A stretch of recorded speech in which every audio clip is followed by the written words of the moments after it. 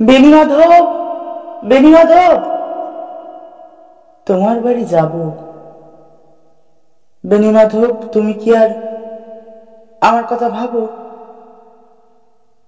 বেণীমাধব, মোহনবাসী তমাল তরুমূলে বাজিয়েছিলে।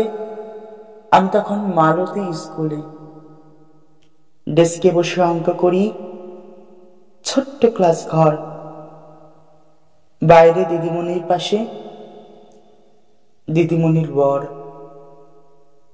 আমি তখন নবম শ্রেণী, আমি তখন শাড়ি। আলাপ হলো বেণীমাধব, সুলেখাদের বাড়ি। বেণীমাধব, বেণীমাধব, লেখাপড়ায় ভালো। শহর থেকে বেড়াতে এলে আমার রং কালো। তোমায় দেখে এক দৌড়ে পালিয়ে গেছি ঘরে। বেণীমাধব, আমার বাবা দোকানে কাজ করে। কুঞ্জে অলিগুঞ্জে তবু ফুটেছে মঞ্জরি। সন্ধেবেলা পড়তে বসে অঙ্কে ভুল করি। আমি তখন নবম শ্রেণী, আমি তখন 16। ব্রিজের ধারে বেণীমাধব লুকিয়ে দেখা হলো। বেণীমাধব, বেণীমাধব, এতদিনের পরে সত্যি বলো, সেসব কথা এখন মনে পড়ে? সেসব কথা বলেছো তুমি তোমার প্রেমিকাকে? আমি কেবল একটি দিন তোমার পাশে তাকে দেখেছিলাম আলোর নিচে। অপূর্ব সে আলো।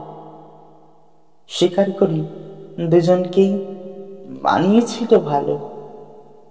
জুড়িয়ে দিল চোখ আমার, পুড়িয়ে দিল চোখ।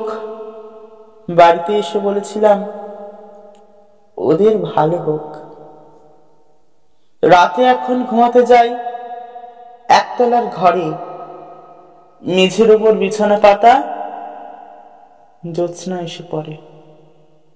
আমার পরে যে বোন ছিল চোরাপথের বাঁকে, মিলিয়ে গেছে। জানি না আজ কার সঙ্গে থাকে। আজ জুটেছে, কাল কি হবে? কালের ঘরে শনি। আমি এখন এই পাড়ায় সেলাই দিদিমণি। তবু আগুন বেণীমাধব, আগুন জ্বলে কই?